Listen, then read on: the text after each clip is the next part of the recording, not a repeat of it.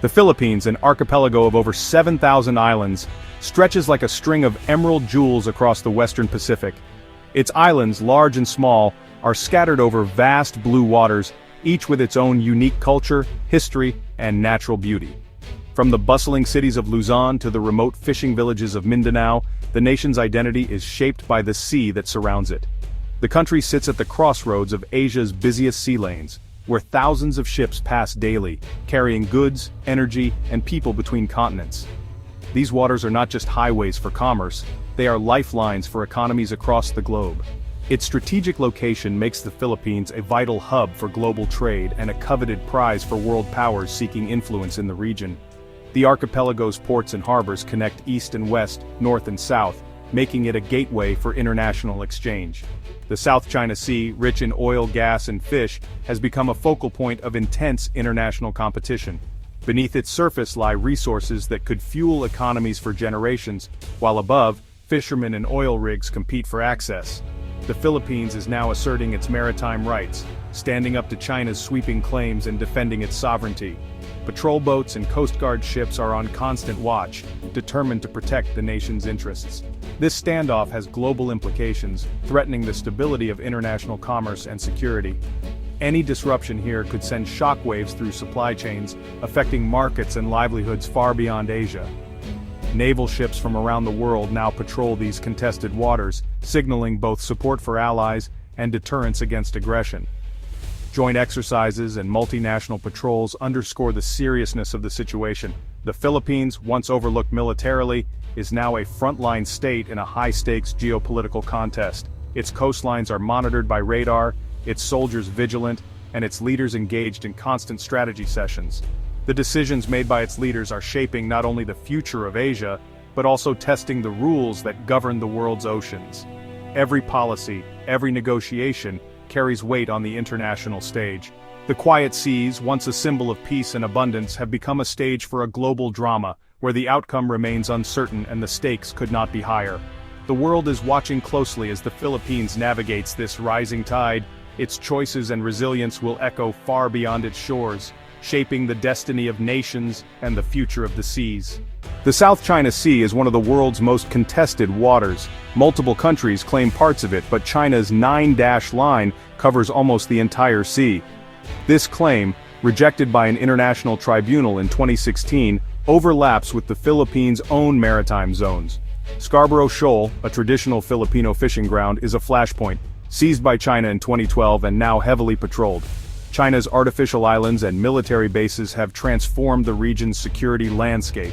Filipino fishermen and Navy ships face constant harassment and confrontation. Recent collisions and aggressive tactics have pushed tensions to the brink.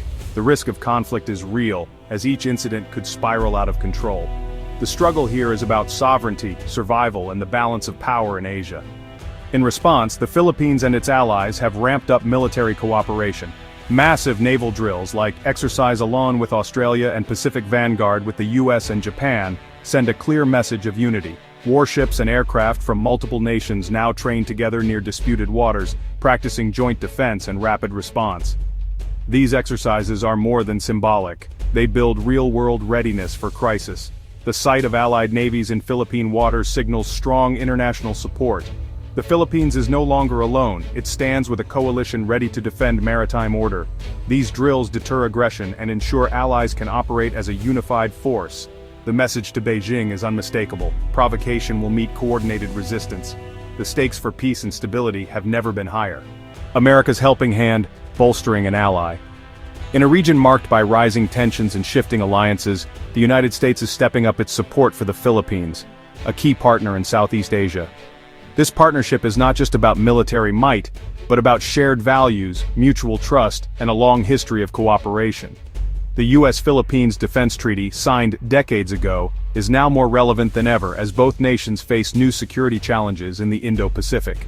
The alliance is being revitalized to address modern threats and ensure peace and stability in the region. Washington is investing heavily in upgrading the Philippine Navy, delivering advanced equipment, providing ongoing maintenance support, and constructing a state-of-the-art fast boat base on Palawan. This strategic location, close to the South China Sea's flashpoints, allows for rapid response to any maritime incidents or provocations. U.S. forces are working side by side with their Filipino counterparts, conducting joint training exercises that include elite special operations units.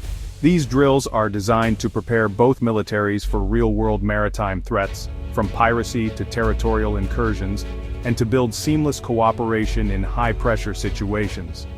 The introduction of modern assault boats and cutting-edge surveillance drones is transforming the Philippines' ability to monitor and defend its vast maritime territory.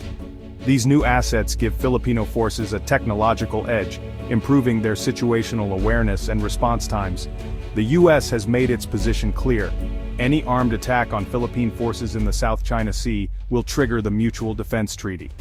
This pledge sends a powerful message to potential aggressors and reassures the Filipino people of America's unwavering support. This deepening partnership not only strengthens both nations' positions but also signals a united front and firm resolve to China and other regional actors.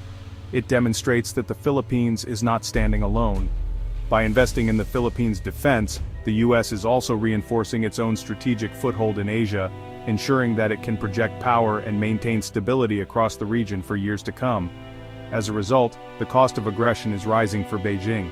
Every move is now met with a coordinated response, making it clear that provocations will not go unanswered. America's commitment to its oldest Asian ally is unmistakable, rooted in shared history and a vision for a free and open Indo-Pacific. Together, the U.S. and the Philippines are building a future where peace and security prevail. China's response: parades, power, and warnings. In recent years, Beijing has made it clear that it will not stand idly by as foreign navies operate near its claimed waters. Instead, it has chosen to project strength and resolve, both to its own citizens and to the world. Beijing views allied naval drills as a direct challenge to its authority in the region. In response, it has ramped up its own military activities, conducting frequent patrols and large-scale exercises to demonstrate its readiness and capability. A massive military parade in Beijing, timed to coincide with allied exercises, showcased not only advanced missiles and new weaponry, but also the discipline and unity of China's armed forces.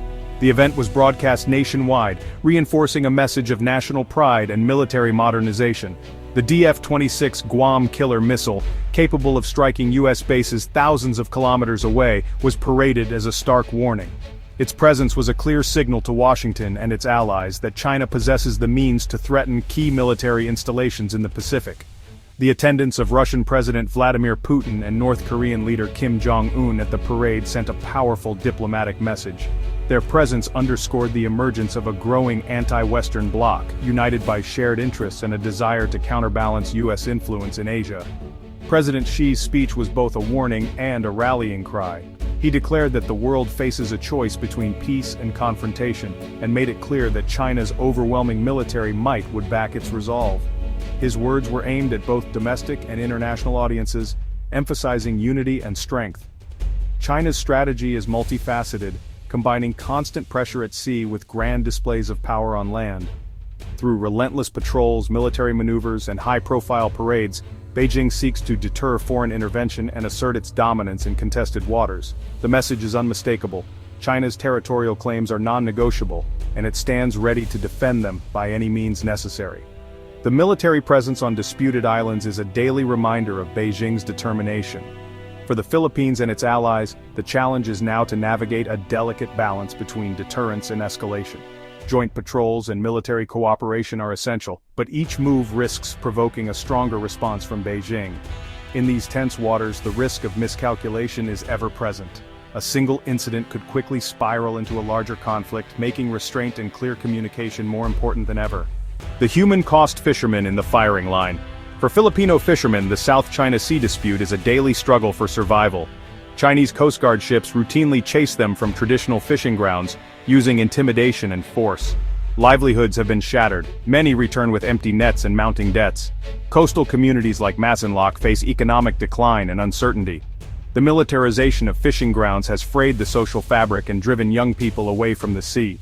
Fishermen are caught between rival navies, risking their lives for a day's catch.